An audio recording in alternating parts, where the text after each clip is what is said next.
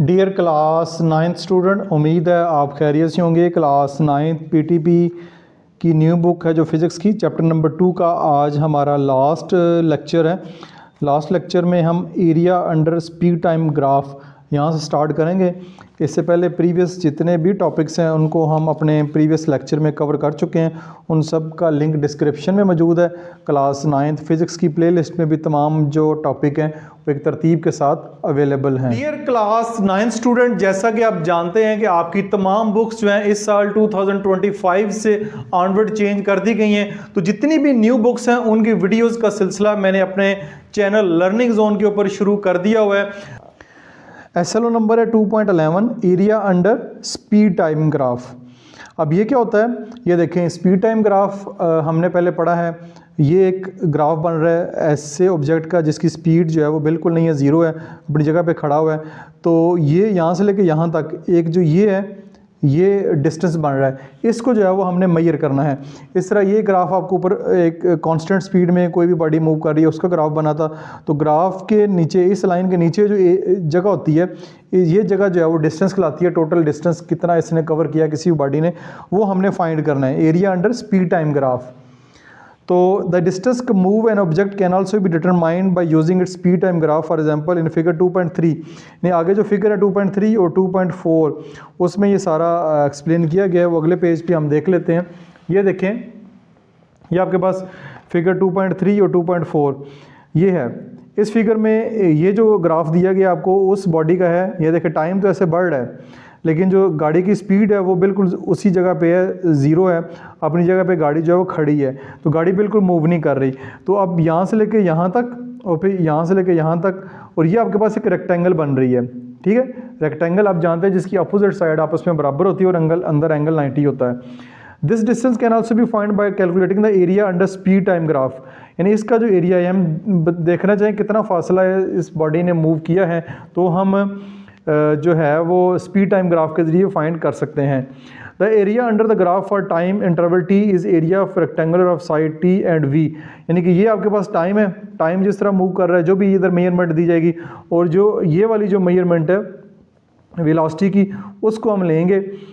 This area is shown in shaded figure 2.3 and is equal to v multiply by t. अब आप जानते हैं कि रेक्टेंगल जो होती है उसका जब एरिया निकालना हो तो लेंथ मल्टीप्लाई बाय ब्रेड्थ होता है रेक्टेंगल का एरिया निकालने का।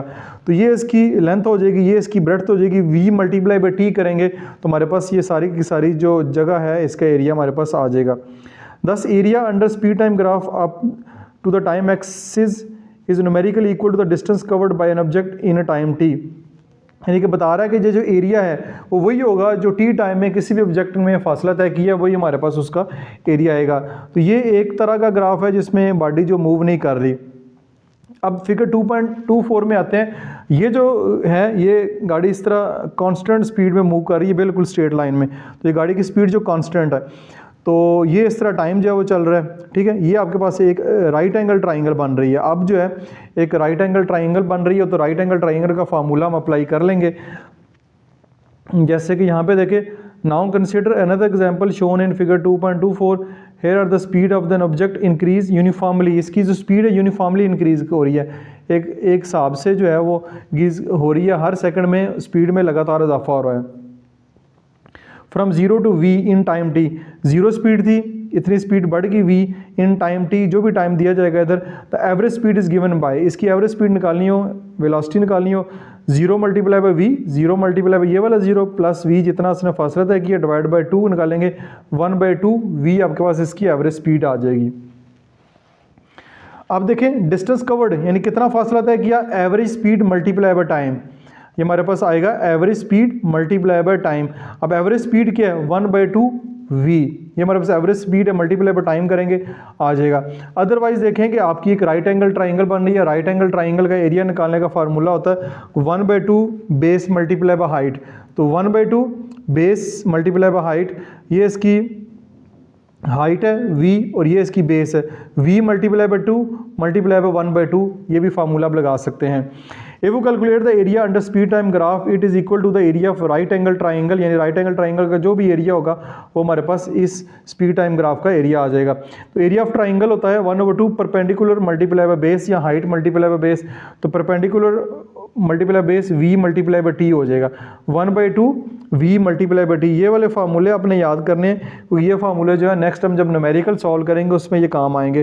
तो जिस तरह का आपका डाटा दिया जाएगा, जैसे कि आगे देखें, ये आगे मुख्तलिफ किस्म के न्यूमेरिकल यहाँ पे दिए गए।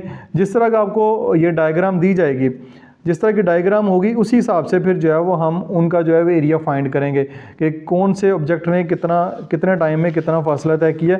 तो यहाँ पे जो ऑब्जेक्ट आपको दिए गए थे, जो ग्राफ बन रहा था, एक रेक्टेंगल बन रही थी और दूसरा जो है वो आपके पास ट्राइंगल बन रही थी, राइट एंगल ट्राइंगल। अब येलो कलर की तरफ आते हैं, यहाँ पे एक डेफिनेशन लिखी हुई है, the area under the speed time graph up to the time axis is numerically equal to the distance covered by the object. यानी कि जो एरिया आ रहा है अंडर स्पीड टाइम ग्राफ वो वही होगा, न्यूमेरिकली वही होगा। न्यूमेरिकली उससे बना दिया कि उसका आंसर वही आएगा जो वो बॉडी जो है वो फासला तय करेगी, जितना फासला तय करेगी वो एरिया भी हमारे पास वही आएगा। तो ये डेफिनेशन भी आप यहाँ पे याद कर सकते हैं।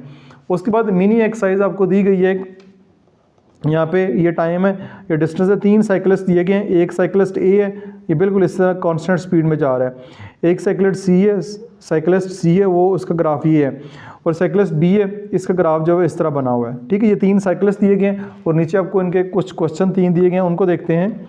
The distance time graph shows the motion of 3 cyclist, what does each line on the graph represent. अब आपकी जो लाइन है ग्राफ के ऊपर वो क्या रिप्रेजेंट करती है? ये रिप्रेजेंट करती है कि साइकिलिस्ट ए जो है वो एक कांस्टेंट स्पीड में, यूनिफॉर्म स्पीड में मूव कर रहा है, जबकि साइकिलिस्ट सी है, ये भी एक कांस्टेंट स्पीड में ही मूव कर रहा है। इसका ग्राफ बिल्कुल ऐसे एक लाइन में ऐसे ऊपर जा रहा है। जबकि साइकिलिस्ट बी है, इसकी मूवमेंट है, ये वेलोसिटी है, स्पीड है, वो कांस्टेंट नहीं है, वो रैंडम है। यकदम इसकी स्पीड तेज़ हुई, एकदम देखते हैं इसकी स्पीड यहाँ पे तेज़ हुई, फिर इसकी स्पीड स्लो डाउन होके अब ये बिल्कुल जो है वो मूव कर रही है, अपनी बिल्कुल एक जगह पे खड़ा हो गया है। टाइम आगे आगे बढ़ रहा है लेकिन उसकी स्पीड जो है वो बिल्कुल ज़ीरो हो गई है। तो इस जो लाइन है उनसे हम जो बातें पता चलनी है वो मैंने आपके साथ शेयर की हैं। Which cyclist travelled from the most distance, किस साइकिलिस्ट ने सबसे ज़्यादा डिस्टेंस ट्रेवल किया है? तो साइकिलिस्ट जो ए है इसने सबसे ज़्यादा डिस्टेंस तय किया है। देख सकते हैं इसकी लाइन सबसे ऊपर जा रही है, द डिस्टेंस में सबसे ऊपर है, तो साइकिलिस्ट ए जो है उसने सबसे ज़्यादा डिस्टेंस तय किया है। Which cyclist travel at the greatest speed, किसकी स्पीड ज़्यादा है? द लोएस्ट स्पीड किसकी है? एंड कांस्टेंट स्पीड किसकी है? कांस्टेंट स्पीड किसकी है? ये इसकी जो कांस्टेंट स्पीड इसकी सबसे पहले ग्रेटेस्ट स्पीड इसकी है, ये स्पीड के साथ जा रहा है। फिर लोअर स्पीड जो है वो आपकी आएगी, इसकी आएगी, यानी ये पहले इसकी स्पीड तेज़ हुई, एकदम फिर इसकी स्पीड जो है वो कम हो गई है, बिल्कुल अपनी जगह पे खड़ा है साइकिलिस्ट बी। और द कांस्टेंट स्पीड जो है वो हमारे पास सी की है, ये बिल्कुल एक तरतीब के साथ गाड़ी जो है वो मूव कर रही है अपनी यूनिफॉर्म स्पीड के साथ। ये भी यूनिफॉर्म स्पीड के साथ ही है, लेकिन ये इसकी स्पीड फासला सबसे ज़्यादा इसने तय कर लिया है। तो ये कुछ क्वेश्चन के आंसर जो मैंने आपके साथ शेयर कर दिए हैं। जी, इसके बाद हम नेक्स्ट टॉपिक की जाने मूव करते हैं। 2.1 solving problem for motion under gravity.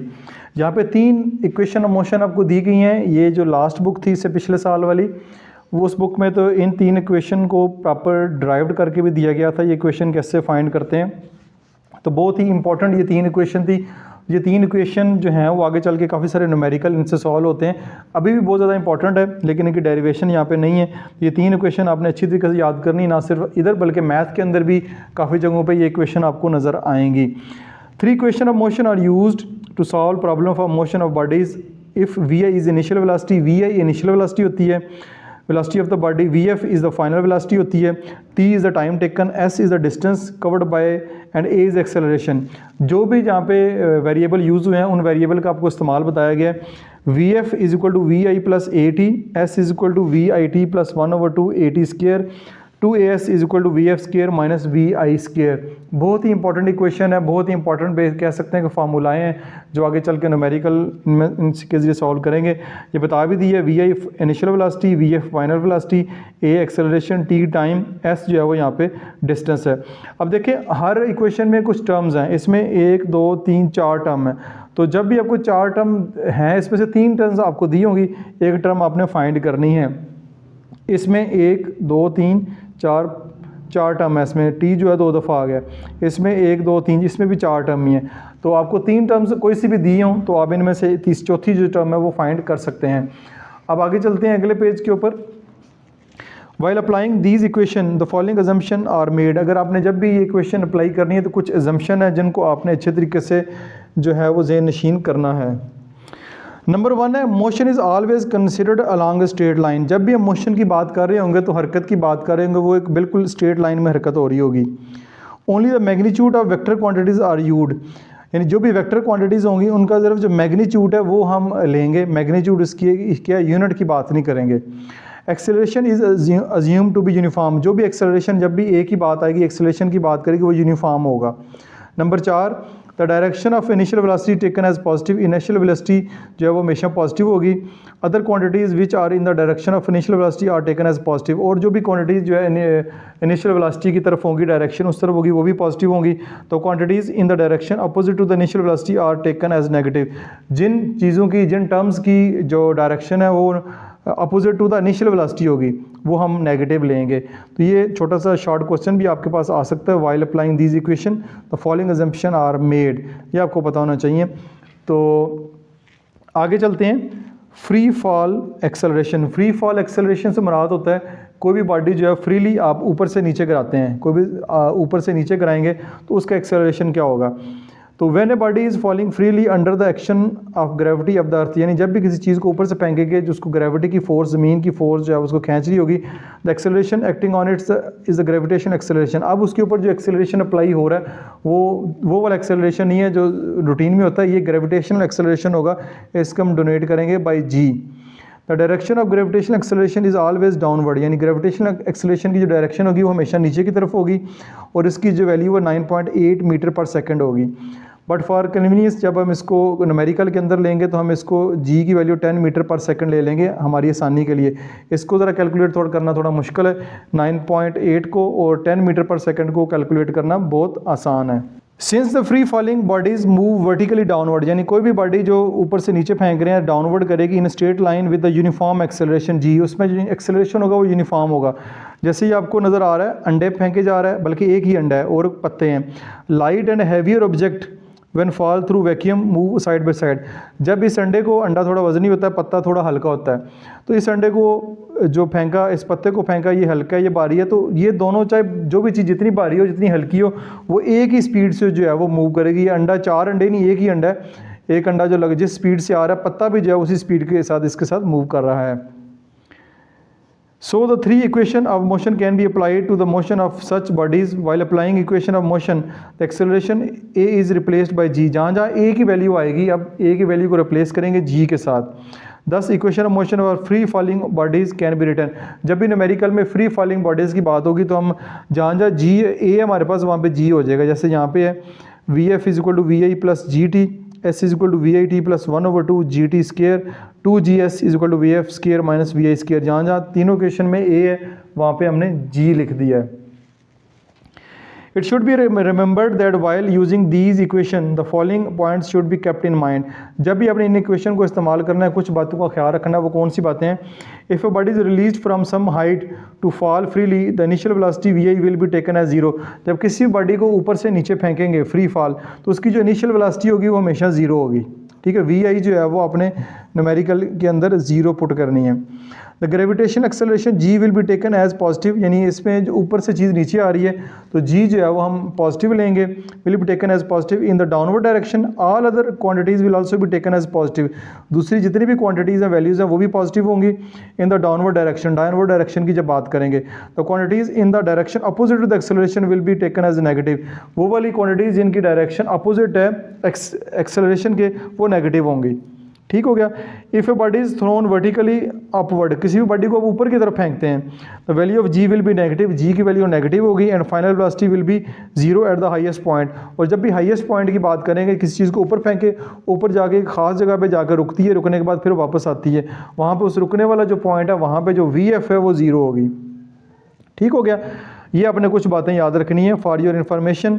Acceleration of free fall g is 10 metre per second for all object. ये देखें, ये छोटा बड़ा पत्थर है, ये छोटा पत्थर है, इनको फेंके तो एक तरतीब से जो है वो नीचे आएंगे। कोई ये नहीं कि बड़े वाला जो बड़ा पत्थर है वो जल्दी आ जाएगा और छोटा पत्थर बाद में आएगा, एक ही स्पीड से आएंगे। तो इनकी जो जी की वैल्यू है वो हमारे पास 10 मीटर पर सेकंड होगी। अच्छा जी, इसके बाद अब अगले पेज के ऊपर 2 न्यूमेरिकल हैं, ये बहुत ज़्यादा इंपॉर्टेंट है, इनको समझिएगा। ये अच्छी तरीके से समझेंगे तो अगले न्यूमेरिकल भी आपके लिए काफ़ी आसान हो जाएंगे और न्यूमेरिकल लाजमी पेपर में आएंगे। An iron Bob is dropped from the top of tower. एक टॉप ऑफ टावर से आयरन बॉब को नीचे कराया गया। It reach the ground in 4 second, यानी 4 सेकंड में वो ज़मीन पे पहुंच गया। 2 बातें इसमें आपने मालूम करनी है। पहली, find the height of the tower, tower की हाइट फाइंड करनी है। तो velocity of the ball as it hits the ground, जैसे ही वो ग्राउंड से स्ट्राइक किया, उसने बॉल को ज़मीन पे आके लगी तो उसकी वेलोसिटी क्या होगी। ठीक हो गया। अब इसमें सबसे पहले जो डाटा गिवन है उसको देखते हैं। फॉर फ्री फॉलिंग बॉडीज़, अब फ्री फॉलिंग बॉडी की बात हो रही है क्योंकि कोई भी चीज़ ऊपर से टावर से नीचे फेंकेंगे तो फ्री फॉलिंग की कैटेगरी में आएगी। इनिशियल वेलोसिटी इसमें वी आई 0 होगी, ये पहले हमने बात की। जब ऊपर से चीज़ को फेंकेंगे तो इसकी जो इनिशियल वेलोसिटी हम 0 लेंगे। एक्सेलरेशन इसमें ए की बजाय जी लेंगे। अब जी जो है वो 10 मीटर पर सेकंड है, जी की वैल्यू 10 मीटर पर सेकंड होती है। इसमें टाइम जो है वो 4 सेकंड दिया गया है। अब फाइंड क्या करना है, हाइट फाइंड करनी है। हाइट से मुराद height of the tower, height of the tower से मुराद है ये टावर है, ठीक है। यहाँ से कुछ चीज़ फेंकी है तो ज़मीन से आके लगी है, तो हाइट ऑफ द टावर से मुराद ये कि फासला कितना तय किया, ठीक है। ये ज़मीन है, ज़मीन पे आके लगी है तो फासले बेसिकली डिस्टेंस फाइंड करना है, चाहे वो हाइट ऑफ द टावर हो जाए चाहे वो डिस्टेंस हो जाए, एक ही बात है। दूसरे नंबर पे the velocity of the ball when it strike on the ground, ground पे जब वो बॉल आके लगी है तो उसकी फाइनल वेलोसिटी जो है वो क्या होगी। वी एफ फाइंड करना है और एस फाइंड करनी है या हाइट फाइंड करनी है, एक ही बात है, ठीक है। तो अब हमारे पास वैल्यू कौन सी है, वी आई है, जी है, टी है और एस है, ये हमारे पास वैल्यू है। और एस बल्कि फाइंड करना है, वी आई जी और टी ये वाली वैल्यू हमें दी गई हैं। तो यहाँ से देखें तो हमारे पास जो सेकंड इक्वेशन ऑफ मोशन है इसमें हमारे पास है एस हमने फाइंड करना है, वी आई भी दिया गया है, टाइम भी दिया गया है, जी की वैल्यू भी है और टाइम भी है। तो हम इस इक्वेशन को इस्तेमाल करेंगे second equation. According to the second equation of motion, motion की जो सेकंड इक्वेशन उसको लेंगे S is equal to we I T plus 1/2 ji T square, ठीक है। आपने वो वाली इक्वेशन लेनी है जिसके मुताबिक जो ये न्यूमेरिकल सॉल्व हो सकता है। अब ये ख़ास तौर पर जब एस फाइंड करना है तो एस जो है वो हमारे पास दूसरी और तीसरी इक्वेशन में है, ठीक है, दूसरी और तीसरी इक्वेशन में है। तो अब तीसरी इक्वेशन इसलिए नहीं ली क्योंकि हमने एस भी फाइंड करना है इस इक्वेशन में, वी एफ भी फाइंड करना है। तो एक इक्वेशन से 2 काम नहीं कर सकते। ये वाली इक्वेशन इसलिए अप्लाई की है कि ये सारी वैल्यू जो है वो हमारे पास गिवन है, डाटे में मौजूद है। तो वी आई हमारे पास 0 है, टाइम हमारे पास 4 सेकंड है, 1/2, जी की वैल्यू 10 मीटर पर सेकंड है और टी जो है 4 का स्क्वायर हो जाएगा। तो ये 4 इससे मल्टीप्लाई होगा तो 0 हो जाएगा, ये तो 0 हो गया। ये आपके पास 4 का स्क्वायर 16, ये 2 1 ज़ा 2, 2 5 ज़ा 10, 5 मल्टीप्लाई बाय 16, 5 को मल्टीप्लाई बाय 16 करेंगे तो 80 आ जाएगा। तो हाइट जो है वो हमारे पास 80 मीटर आ गया। चाहे इसको हाइट कह लें चाहे इसको आप डिस्टेंस भी कह सकते हैं, लेकिन हमने क्वेश्चन में क्या गया, height of the tower find करनी है तो वो हमारे पास जो 80 मीटर आ गया। फ्रॉम अब फाइंड करना है वी एफ फाइंड करने के लिए हमारे पास पहली इक्वेशन है, from the first equation of motion we have V F is equal to we I plus ji T. तो वी एफ फाइंड करना है, वी आई 0 है प्लस जी जो है हमारे पास 10 मीटर पर सेकंड है, टाइम हमारे पास 4 है, 10 4 ज़ा 40, तो फाइनल वेलोसिटी जो है वो 40 मीटर पर सेकंड हो जाएगा। ये फाइनल वेलोसिटी आपके पास आ जाएगी। 2 इक्वेशन ऑफ मोशन आपने इस्तेमाल किए और आपका न्यूमेरिकल जो है वो कंप्लीट हो गया। नेक्स्ट है an arrow is thrown vertically upward with the help of बो। एक बो के जरिए एक एरो को ज़मीन से ऊपर की तरफ फेंका गया। अब अपवर्ड है, वो डाउनवर्ड था। The velocity of the arrow when it leaves the bow is 30 meter per second. Determine mine to reach the highest point. आपने सबसे पहले बताना है कि उसका वो पॉइंट बताना है, जो हाईएस्ट पॉइंट बताना है जहाँ पे वो जो एरो जाएगा। Also find maximum height attend by the arrow, maximum जो है उसने हाइट कितनी ली है और डिटरमिन टाइम बताना है। बेसिकली इसमें टाइम बताना है, टी फाइंड करना है हाईएस्ट पॉइंट पे जाने के लिए और उसने कितनी हाइट जो है वो ली है। ये 2 काम आपने इस क्वेश्चन में करने हैं। डाटा हमारे पास इनिशियल वेलोसिटी वी है अब 0 है, ठीक है। वी एफ फाइनल वेलोसिटी अब आपके पास 0 होगी, ठीक है, फाइनल वेलोसिटी 0 होगी। जी हमारे पास वही -10 मीटर पर सेकंड। अब -10 क्यों लिया, क्योंकि अब ये वाला जो एरो ज़मीन से ऊपर की तरफ जा रहा है, अपवर्ड की जब जा रहा है तब हमने जी जो है वो नेगेटिव लेना है। ये हमने बात यहाँ पे सीखी है, यहाँ पे अप्लाई की है। तो जी नेगेटिव हो जाएगा -10। अब हाइट टाइम फाइंड करना है, टी फाइंड करना है, और हमारे पास हाइट या एस फाइंड करना है, वो हमने फाइंड करना है। तो फर्स्ट इक्वेशन अप्लाई करेंगे जहाँ पे वी एफ फाइंड कर सकते हैं। V F is equal to we I plus ji T. अब हमने वी एफ नहीं फाइंड करना, वी एफ तो हमारे पास गिवन है 0, हमने फाइंड करना है टाइम। तो टाइम फाइंड करने के लिए हमारे पास देखें तो तीनों इक्वेशन में टाइम आ रहा है, सॉरी 2 इक्वेशन में टाइम आ रहा है, तीसरी में तो आ ही नहीं रहा। तो इन 2 में से हम जो है पहली इक्वेशन इसलिए ली है क्योंकि डिस्टेंस तो हमारे पास है ही नहीं है, हाइट इसकी है ही नहीं है, हाइट नहीं है तो हम टाइम नहीं फाइंड कर सकते। तो इसलिए हमने पहली इक्वेशन का जो इस्तेमाल है इस क्वेश्चन में किया है, we F is equal to we I plus ji T. अब हमने क्योंकि टाइम फाइंड करना है तो ये इक्वेशन आएगी V F is equal to we I plus ji T. अब अगर टाइम फाइंड करना है, वी आई इधर प्लस हो रही है, इधर आगे क्या हो जाएगी माइनस हो जाएगी। टाइम फाइंड करना है, जी इधर मल्टीप्लाई हो रहा है, इधर आगे क्या हो जाएगा डिवाइड हो जाएगा। ठीक हो गया। वैल्यूज पुट की, वी एफ 0 है, वी आई -30, ठीक है, -30 पुट किया, और जी जो है नीचे -10 पुट किया, माइनस माइनस से कैंसिल हो गया, 10 3 30, तो 3 सेकंड आ गया।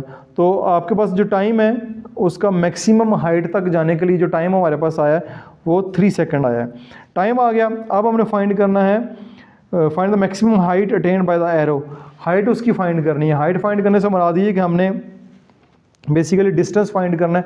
तो हमने तीसरी इक्वेशन अप्लाई की है, 2GS is equal to we F square minus we I square. तो अब एस फाइंड करना है, 2G इधर मल्टीप्लाई हो रहा है, इधर आके डिवाइड हो जाएगा, ठीक है, 2G इधर मल्टीप्लाई हो रहा है, इधर आके डिवाइड हो जाएगा, V F square minus we I square divide by 2 minus G. V F 0 है, वी आई स्क्वायर जो 30 स्क्वायर है तो माइनस का 30 आ जाएगा, 2 मल्टीप्लाई बाय माइनस जी तो 10 लगा देंगे, ठीक है। ये -10 आता है तो 10 2 20, ये आपके पास आ जाएगा -20 आ जाएगा, पुटिंग द वैल्यू एच। अब ये 10 2 20 हो गया, ऊपर -30 का स्क्वायर 30 का स्क्वायर आपके पास आ जाएगा 900 आ जाएगा। माइनस जो है ये इसके साथ माइनस अलहदा से है, वो इसके साथ जो है कैंसिल हो जाएगा, 0 0 से कैंसिल हो गया, तो आपके पास 45 मीटर जो है वो इसकी हाइट इस तरह आ जाएगी। तो हाइट आ गई इस टावर की 45 मीटर। तो ये 2 न्यूमेरिकल थे जो मैंने आपके साथ शेयर कर दिए हैं। लास्ट जो टॉपिक है इस चैप्टर का उसको भी हम देख लेते हैं, वो है इन 905 famous scientist Albert Einstein propose his revolutionary theory of special relativity which modified many of the basic concept of the physics. इसने एक थ्योरी पेश की थी, रेवोल्यूशनरी थ्योरी इसलिए कहते हैं, उसने काफ़ी सारे जो टॉपिक थे या काफ़ी सारे कॉन्सेप्ट उनको चेंज कर दिया था। According to his theory speed of light is a universal constant, यानी स्पीड ऑफ लाइट जो यूनिवर्सल कॉन्स्टेंट है, ये चेंज नहीं होती, हर जगह सेम रहती है। इट्स वैल्यू इज़ अप्रॉक्सीमेटली 3 × 10 की पावर, ये हमारे पास है 10 की पावर, एक दफ़ा कंफर्म करने दें, 10 की पावर 8 मीटर पर सेकंड, ठीक है। Speed of light remain the same for all motion, जितनी भी मोशन है उनके लिए स्पीड ऑफ लाइट जो वो सेम रहती है। Any object with mass can not achieve speed equal to the greater than the light, यानी कोई भी बॉडी जिसका मैस है वो इस स्पीड तक नहीं पहुंच सकती, क्योंकि उसका वज़न है, वज़न के हिसाब से स्पीड कम हो जाती है। तो सबसे ज़्यादा जो स्पीड है लाइट की वो सबसे ज़्यादा है। This is known as the universal speed limit, ये हम यूनिवर्सल स्पीड लिमिट भी इसको कहते हैं। तो एक छोटा सा टॉपिक था, ये भी आपका क्लियर हो गया और न्यूमेरिकल भी हमने कर लिए हैं, और आज के दिन आपका जो चैप्टर नंबर 2 है वो भी यहाँ पे मुकम्मल हो गया। इसके बाद हम एक्सरसाइज की तरफ चलेंगे। डियर स्टूडेंट, उम्मीद है आपने पहले की तरह इस वीडियो को भी भरपूर एंजॉय किया होगा। किसी किस्म का क्वेश्चन हो कमेंट सेक्शन में पोस्ट करें, ना सिर्फ मैं आपके क्वेश्चन रीड करता हूं बल्कि उनको रिस्पॉन्स भी करता हूं। वीडियो को लाइक और शेयर जरूर कीजिएगा। अपना बहुत सारा ख्याल रखिएगा। दिस इज मासूम बशर साइनिंग ऑफ।